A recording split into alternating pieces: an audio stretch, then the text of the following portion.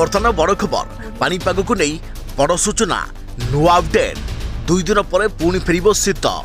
राति 2 ରୁ 3 डिग्री तलक खसब पारद उपटे राज्य में आगुआ ताती प्रबल गरम में सिझिब ओडिशा एबेठू टपिलाणी 37 डिग्री घर बाहर मना सतर्क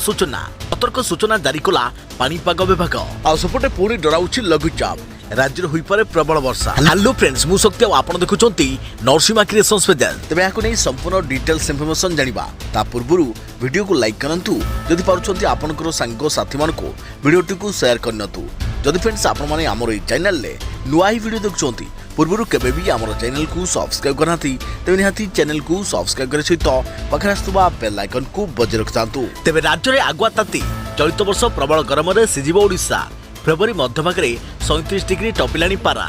गत काली राजधानी रे तापमात्रा थिला 37.4 डिग्री कटक रे थिला 35 डिग्री तेबे फुलबाणी रे एबे भी ठंडा अनुभूत हेउछि। फुलबाणीर सर्वनिम्न तापमात्रा 10.5 डिग्री थिबा बेले जी उदयगिरी रे तापमात्रा रहिछि 7.6 डिग्री तेबे आगामी 2 दिन रे रातिर तापमात्रा 2 ରୁ 3 डिग्री कमिबा नै पूर्वानुमान करिछि पानीपाग केन्द्र। 2 दिन पर पुणी रातिर तापमात्रा वृद्धि पाइब आ सेपटे राज्य में बर्तमान अनेक स्थान में दिन बेले गरम अनुभूत होउथिबा बेले रातिर तापमात्रा ह्रास पाउछि एमिति आउ किछि दिन चलिबो तेबे रातिर तापमात्रा 2 ରୁ 3 डिग्री तळकु खसी सामान्य शीत अनुभूत हेबो किछि स्थान में पाग ठंडा रहिबो बोली भुवनेश्वर आंचलिक पानीपाग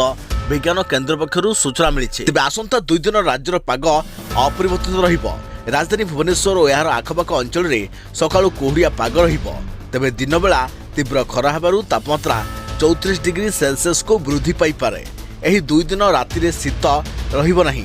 तेबे रातिर तापमात्रा 19 डिग्री पाखापाखि रहिबार संभावना रहिछि। तेबे गत किछि दिन हेबो राज्य में पाग सुखला रहुथिबा बेले शुक्रवार किछि स्थान रे घन कुहुड़ी होइतिला। भद्रक जाजपुर ढेंकानाल कटक अनुगुल आदि जिल्ला रे घन कुहुड़ी देखिବାକୁ मिलिथिला तेबे आसंता काली ठारू कुहुड़ीर परिमाण ह्रास पाइबो तेबे कोरापुट रायगड़ा गंजाम गजपति कंधमाल बालेश्वर भद्रक और जाजपुर जिले में हल्कारु